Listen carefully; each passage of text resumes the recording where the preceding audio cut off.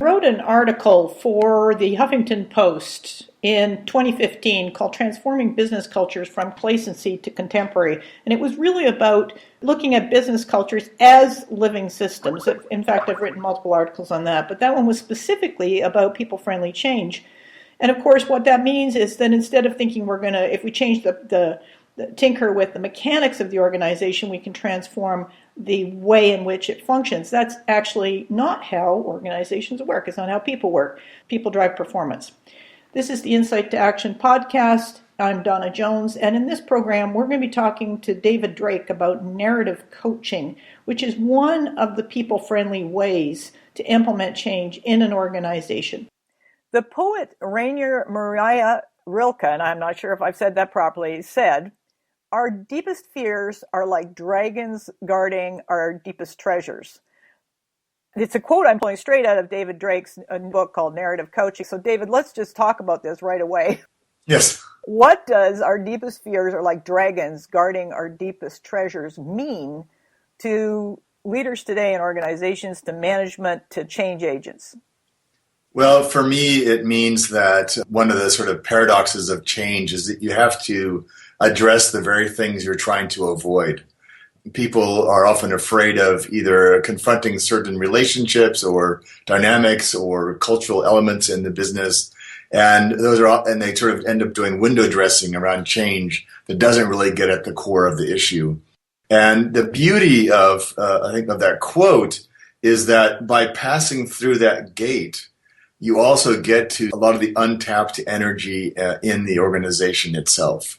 Because a lot of times what people have done is build these giant, almost barricades around the gate because they want to protect this. But in reality, it's protecting them or saving them from actually tapping into the energy they could access to really move forward. So it might be, for example, holding on to a grudge or a bad piece of history in the company. And it keeps them from actually catharting through that space to finding out who would we become if we went back and sort of rescued that energy we sort of lost by getting stuck in this old story about ourselves. So I find it's a very powerful quote, and a lot of what coaching does or for individuals, teams, or entire organizations is helping give them the courage and support to go to that gate, wrestle the dragon, and sort of access the energy and the time and the resources they need to actually move forward. Now, some people would think that we're here to sell coaching. That's not the actual goal of the conversation.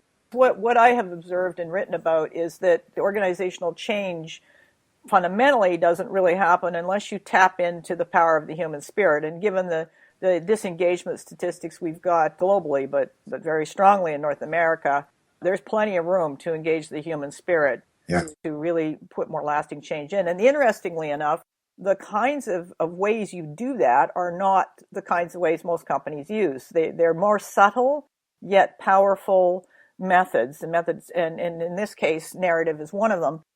Let's talk about what narrative is, because this whole conversation is critical for executive level management, change agents at every single level. And then to you as a person, to anybody listening, to you as a person, it's what stories am I hanging on to?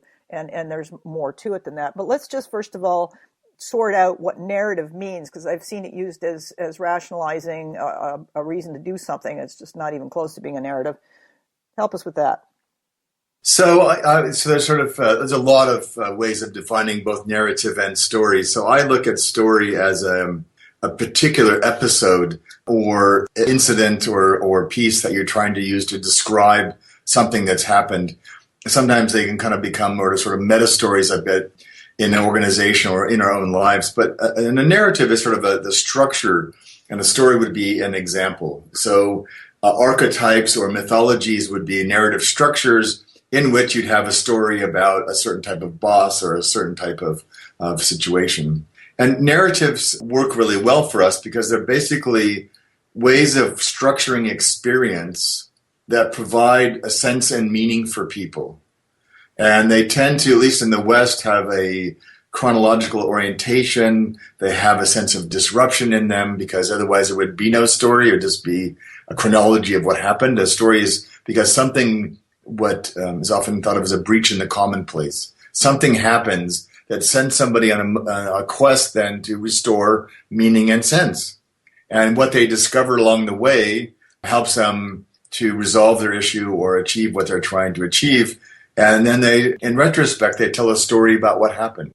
So one of the difficulties in organizations is because people often don't take or are not given enough time to reflect. It's really hard to narrate, let alone re-narrate their experience, because they're always moving forward to the next quarter or the next set of results or the next 27 emails or meetings. And so it's this ongoing onslaught that really makes that sort of circular return back to an experience. And so one can look at what is the story I unconsciously made about that? What is the larger narrative frame in which that sits? And is that serving me or is that serving my team? And so just as a really concrete example, a lot of the things we do are helping people to reprocess difficult experiences they've had at work or that their culture keeps replicating with customers. So they can actually go back and realize that behavior at that time was based on a certain mindset, which was basically a narrative about how things are supposed to be. And that the behavior and the results are logical extensions of that view of the world, that story about the world. And so if they want to get better results, they actually need to go back and say, we need to tell a different story or set ourselves in a different narrative about this if we're going to make something different happen. So why are they so powerful? You've done a great job in your book of really outlining the whole theoretical framework. Why are stories and why are narratives so powerful, particularly for organizations that are seeking to move from the traditional framework over to one that's more contemporary? Yeah. So stories are deeply biological. They're deeply evolutionary in terms of our brain's primary coordinates are time and space, which are the coordinates in a story. There's different words for this, but if you look at all of the great metaphors and analogies and frames throughout history, there's two primary forces. We can think of them as agency and communion or relatedness and action, which is, again, how do I move in relation to other people and how do I move in terms of taking action? And so stories are just the way we naturally organize our lives, our thinking. It's how we connect to other people. And so if you get away from more polished stories like in marketing or branding, which is helpful in its own right, but if you look at stories in organizations, it's the natural way people make sense of things and how they make meaning of what's going on. And so one of the really powerful forces in helping organizations change is what are the informal ways in which people are often unconsciously, maybe even non-verbally, narrating what's going on. And oftentimes, particularly for leaders and managers, they've got sort of this sort of formal frame. I'm going to communicate this new branding message, or I'm going to communicate this new change imperative. And they don't think about, well, what's that like for the learner or for the recipient? What story are they making up about what you just told them? And again, that recursive sort of loop back into experience never happens. And then the manager gets really surprised. Why is nobody doing what I asked them to do? Why? Because they made up a different story about what you said, or they have a very different story and interest about what they think their career or their purpose is, and it's not yours. And so I think, while it's a bit of a fad, I suppose, the drive to understand the notion of purpose, I think, is huge. And in terms of how to make that shift to a new economy. So, one of the ways I sort of try to simply frame this for people is I think that we have 4 human needs at work that are really about why most change fails and why organizations are struggling to make it into a new future. So people have a need to fundamentally to belong. They need to believe I'm a part of something that matters. If they don't feel that they check out, right? They need to feel like they can believe in what's going on. So I have faith in where we're going. I believe in this, right? In my gut. They need to know how to behave. Like, what do you want? And not only what do you want me to do, but am I making a meaningful contribution to this thing that I think matters? And the reality is, for the vast majority of employees, I find they don't actually, in their heart, believe they're actually making a meaningful contribution. And it's what my former client used to call fake work. And then, so belong, believe, behave, and become. So if I engage with this, it will improve my life and my future and things that are important to me. whether it's, saving wildlife or, bringing fiscal literacy to people, whatever it is that we're trying to do. So the frame I've started to move towards in this is from a narrative perspective. When you ask people what brings them joy in their life, whether it's gelato or their children or whatever it is, you don't have to incent them to be motivated or incent them to engage. They instinctively move towards the things that are meaningful to them. So I think, sort of engagement strategies at work are not always very effective because they're taking intrinsic things and trying to place them on people as if they matter. And so I'm thinking about this idea of creating cultures of contribution. Am I able to contribute my best self to work, to things that matter? And is the company contributing to me in a way that's going to make that possible? And so it's putting accountability on both the employee, the managers and leaders, and on the organization as a whole to reciprocally contribute to each other. We can no longer expect leaders and managers to carry the weight for the company. We can no longer keep, I believe, putting more pressure on employees because most of them are already overwhelmed. And so it's like everybody's got to come together and say, okay, how do we contribute to each other's flourishing as individuals and as an entire organization? And so for me, that's really where I'm at right now, is trying to help organizations align the different narratives that they're involved in a way that would create these different kinds of cultures. Now, what you've touched on here is around the contribution, people feeling they can contribute or waiting to be told what to do. That's changing. I mean, clearly, if you're in a traditional large company, you do wait to be told what to do because you've been trained to be passive. You've been trained to just be told and then you take it from there. But the way the new contemporary organization, to be truly engaged, you don't wait. It's self-leadership, it's initiative, it's powering the change that you see, and you have the freedom to do that. But there's an identity shift inside the management tier in particular where positional authority has been used as to assume leadership. It's all tangled up. What that means is that instead of having control over others, you've got to let go of control, and that takes you to the deepest fears. Yes, you bet. That's a direct path to those deepest fears. Tell us about that whole journey, whatever the search inside yourself that goes with that shift in identity from being the manager's in charge, the problem solver, and in control, to being someone who's enabling and an integrator instead. Yeah. Obviously there's a very famous program by that name, which is an excellent program, and I have a number of colleagues who teach that program. But I know in my conversations with Google, what I was proposing to them, which they're still quite interested in, is this idea of searching outside yourself. And I think the challenge for a lot of these sort of mindfulness-based programs is that it does make you, done well, a better person.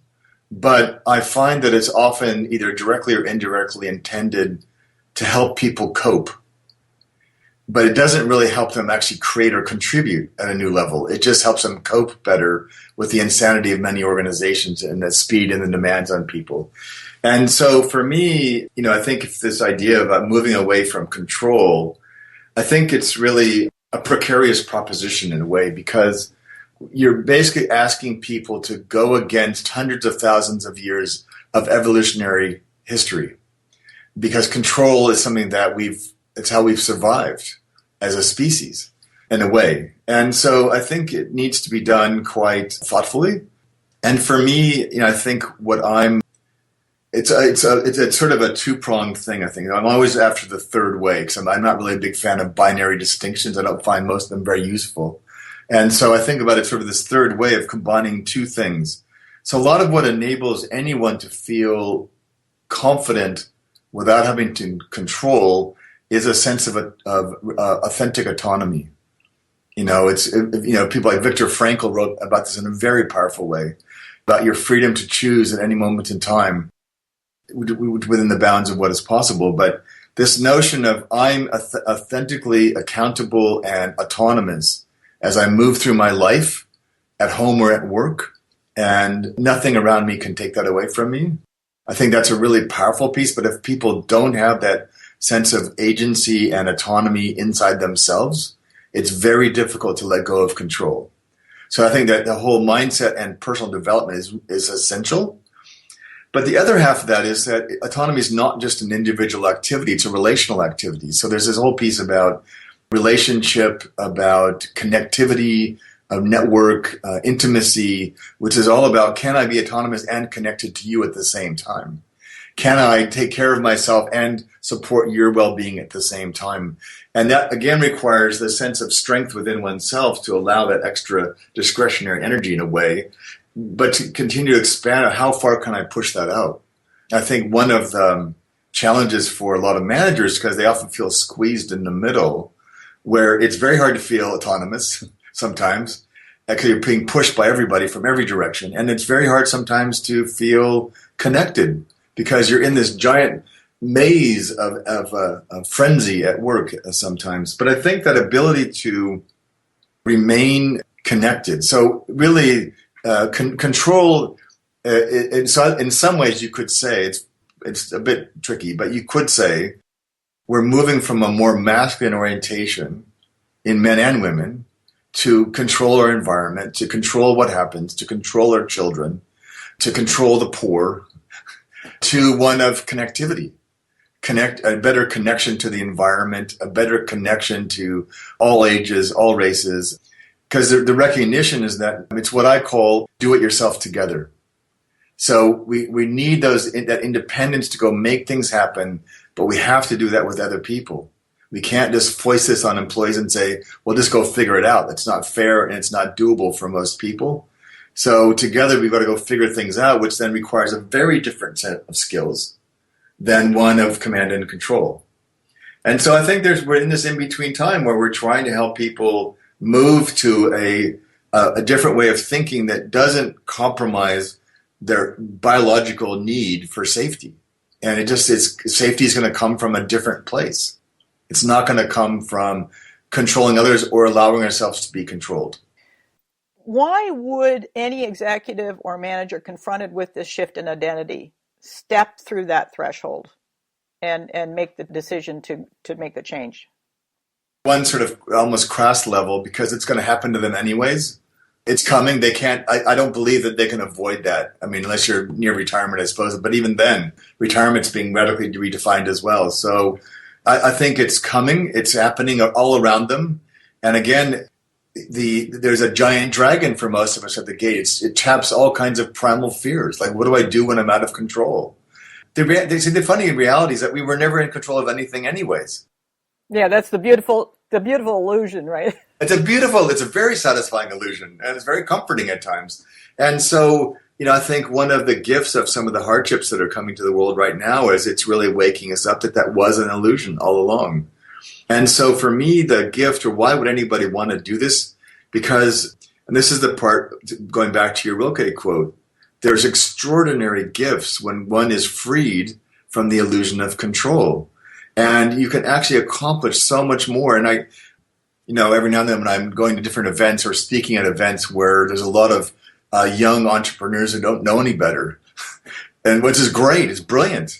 Then they say, well, I don't know that I can't do that, so I'm going to just go make that up and do that. And I think, that's the joy of youth. But I think it's coming to more and more people where the boundaries, so like it's a bit off topic, I suppose, but you think of somebody like David Bowie, who even architected his own death in a way to be fabulous. The freedom to just go create what you need to create and not wait for somebody to say, well, here's 10 forms you have to fill out first, or here's 3 workshops you have to take, or a certification you're going to need. It's just going and getting it done. And I think the other part of it, too, is given the impact of climate change and some of these larger issues we're facing with the migration of refugees, there's no rules. We're not working with rules. So there's what I appreciate about the youth and the communities I circle in is quite simply that creativity, but it's also experimentation. We don't have to be perfect at this. We're not perfect. We're human. So what we're doing is we're just really testing out ways that will work in this context. We're in new territory. Yeah, you bet, in a huge way. And so I think, people are going to fall out across a bell curve about their willingness to engage that bit.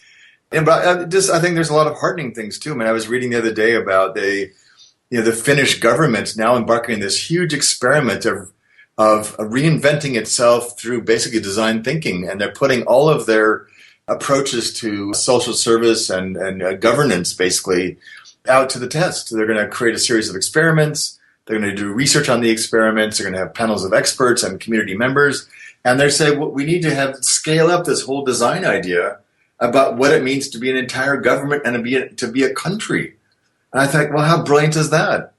And so I just think every in-between time in history, is sort of fraught with dangers and difficulties, and there's just a lot of stuff to be figured out that will be harmful to people, I suppose, in part. But it's just the nature of moving to a new way of thinking about being in organizations.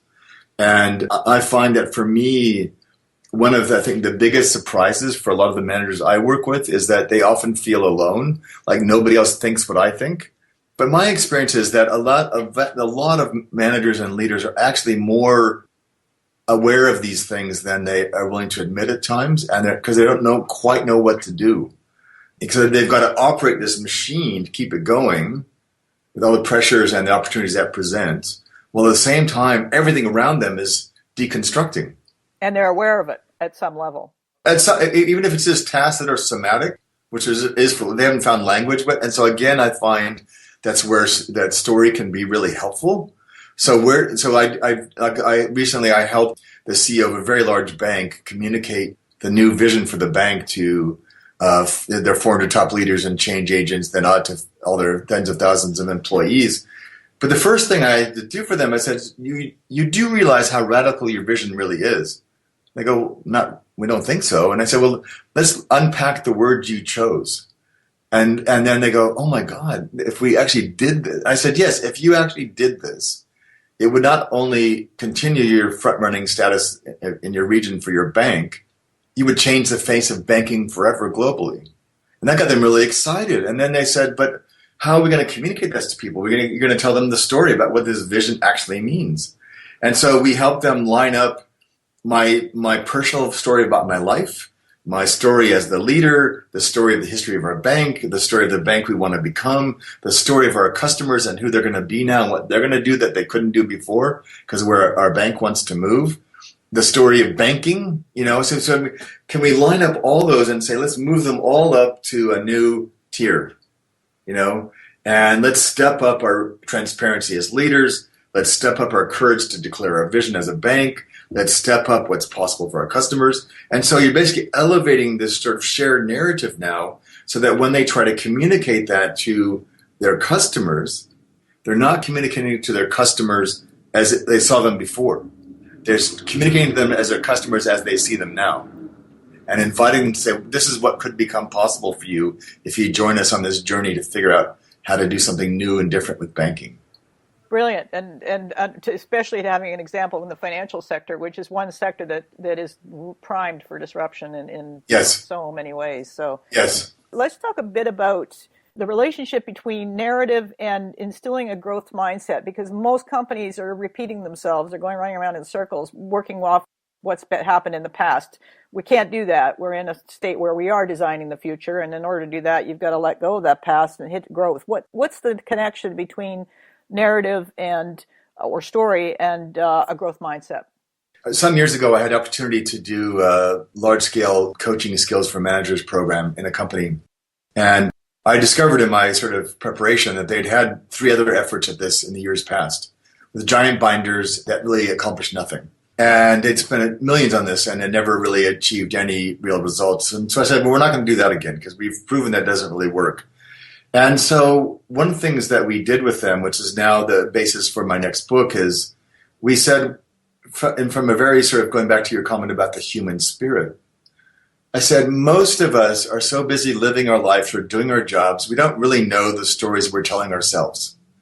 And when we do become aware of some of them, there's often judgments about them, either by us or from us or about us. And so this makes us close down and the gates get more guarded and the dragons get bigger. And the first workshop we did where people came in expecting the usual thing, we basically taught them some mindfulness, some things about growth mindset, some things about ethnography, and then sent them on their way to observe themselves and their teams in action relative to some things that were important for the organization.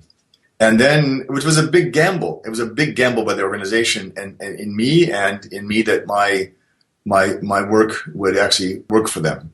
Well, they came back and they were just already transformed, even though we hadn't taught them anything.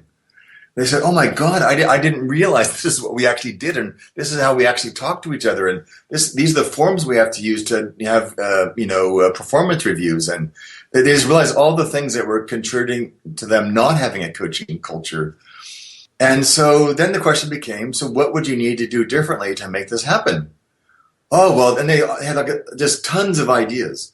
And so we basically used that next workshop to construct a program based on what they wanted. And so for me, helping people be aware of what they do now as opposed to what they think they do now or they should do now or could have done now or used to do now, but what do they actually do? That self-awareness, I think, is just so critical.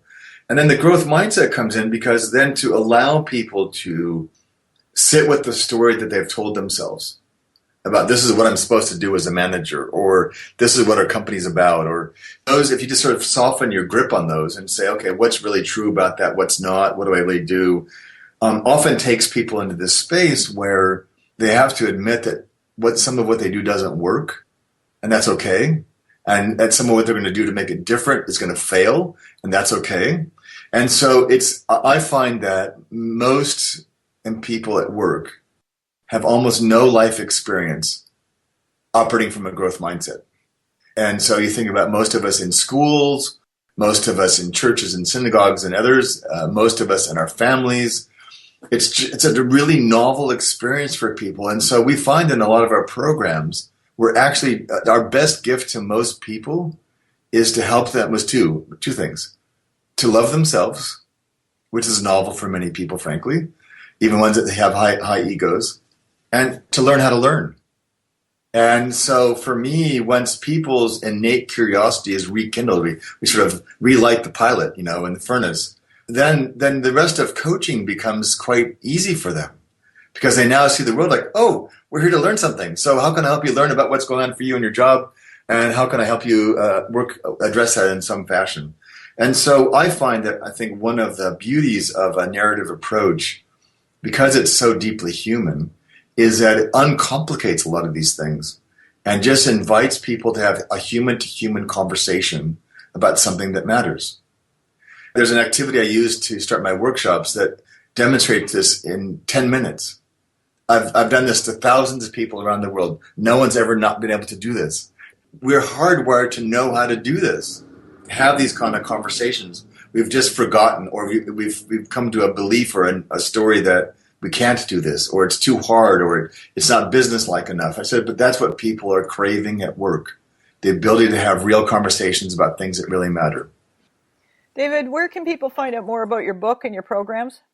So my website's at narrativecoaching.com.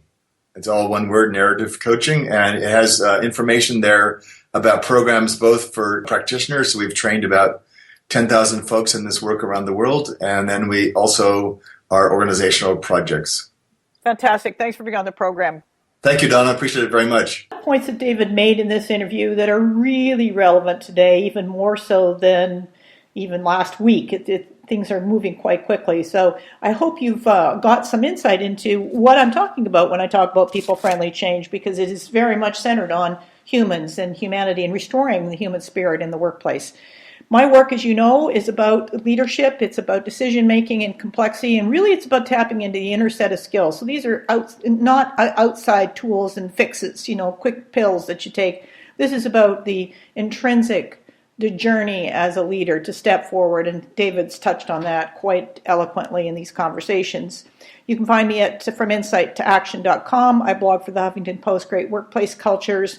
I have a chapter in Irvin Laszlo's upcoming book called The Intelligence of the Cosmos on the New Purpose of Business. That'll be out in October of 2017. And that's what all I can think of for now. I do have a track for you. It is again from Chase Your Words. It's a punk pop genre music, so it starts off a bit of pop. Be prepared for that. And I hope you enjoyed the program. Thanks for joining me.